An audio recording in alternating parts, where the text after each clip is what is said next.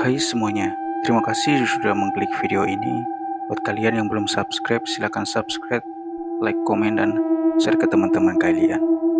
Baiklah, kali ini saya akan bercerita tentang asal-usul wewe gombel. Asal muasal sebutan wewe gombel. Sebagian besar orang menganggap wewe gombel berasal dari sebuah bukit di daerah Gombel, Semarang. Bukti ini dikenal seram karena dulunya merupakan tempat pembantaian saat masih zaman penjajahan Belanda.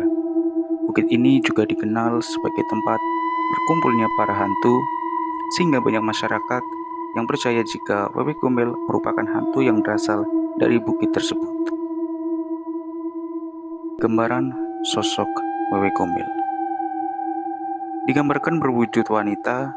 Wewe gombel memiliki rambut yang panjang, berbadan besar, dan buah dadanya yang menggantung seperti pepaya. Gambaran ini cukup menakutkan, terutama bagi sosok anak-anak. Banyak yang menganggap wewe gombel merupakan salah satu wanita yang melakukan bunuh diri akibat takut diserang oleh warga setelah membunuh suaminya yang ketahuan telah berselingkuh.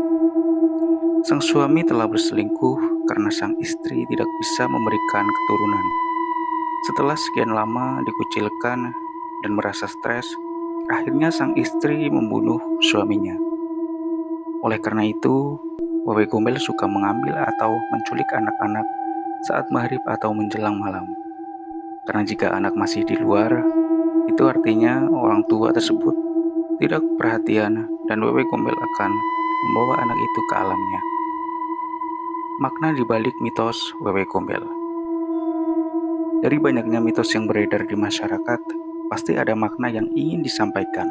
Terkait mitos wewe gombel ini, diharapkan orang tua bisa semakin memperhatikan anak-anaknya. Karena jika menjelang malam, sang anak masih keluyuran di luar rumah, bisa jadi banyak bahaya yang mengancam sang anak seperti daerah yang gelap, hewan buas, atau bahaya dari orang asing. Asal-usul wewe gombel banyak dipertanyakan, karena jenis hantu satu ini sering terdengar di telinga masyarakat Indonesia. Dikutip dari buku kumpulan kisah nyata, hantu di 13 kota oleh Argo Wikayanti, wewe gombel merupakan istilah dalam tradisi Jawa yang memiliki arti hantu atau roh jahat yang senang menculik anak-anak namun tidak dapat mencelakai. Menurut legenda, anak yang diculik adalah anak yang ditelantarkan oleh orang tuanya. Lantas, bagaimana asal-usul hantu satu ini? Apa itu wewe gombel? Wewe gombel menjadi istilah yang akrab di telinga masyarakat Indonesia. Kisah tentang hantu satu ini diwariskan turun-temurun. Beredar di masyarakat, sosok wewe gombel dikabarkan mirip dengan kuntilanak.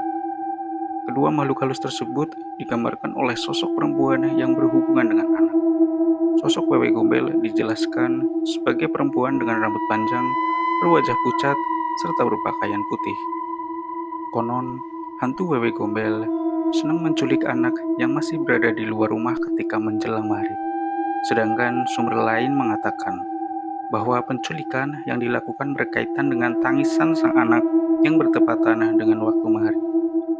Anak-anak yang diculik akan disembunyikan di balik payudaranya yang berbentuk seperti pepaya. Bentuk yang menjuntai tersebut difungsikan untuk menyusui anak yang berhasil diculik. Asal-usul wewe gombel.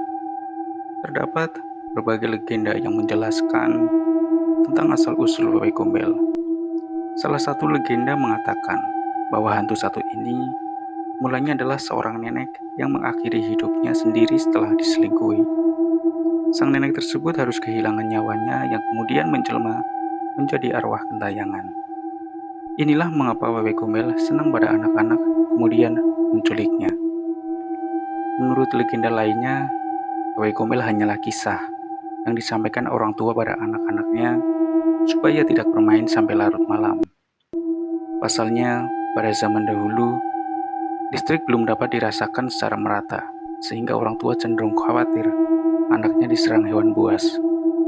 Sumber lain menceritakan bahwa wewe gombel mulanya adalah sosok perempuan yang sudah menikah, namun diduga mandul sehingga tidak mempunyai anak. Sayangnya, Suami sang perempuan tidak mau menerima, sehingga berselingkuh dengan wanita lain. Setelah mengetahui sang suami berselingkuh, sang perempuan marah sehingga menghilangkan nyawa suaminya. Akibatnya, ia justru menjadi buronan warga dan terpojok.